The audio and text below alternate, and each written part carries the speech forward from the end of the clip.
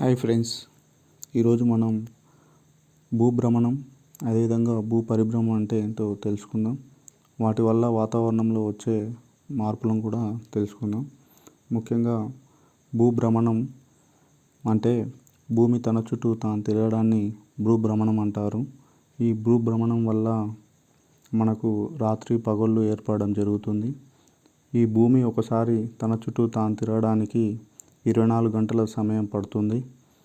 అదేవిధంగా భూ పరిభ్రమణం అంటే భూమి తన చుట్టూ తాను తిరుగుతూ సూర్యుని చుట్టూ తిరగడాన్ని భూ పరిభ్రమణం అంటారు. ఈ విధంగా భూమి తిరగడానికి 365 రోజుల సమయం పడుతుంది. ఈ భూ పరిభ్రమణం చెందినప్పుడు మనకు కాలాలు అనేది ఏర్పడుతుంది. ఎండాకాలం, చలికాలం అనే కాలాలు ఏర్పడడం జరుగుతుంది.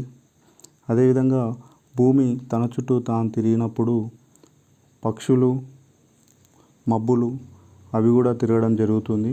కావున మనకు బస్సుల్లో, రైల్లో తిరిగినప్పుడు వచ్చే అనుభూతి కలగదు. ఈ విధంగా భూమి విశ్వంతో మమేకమై ఉన్నాయి. Thank you friends.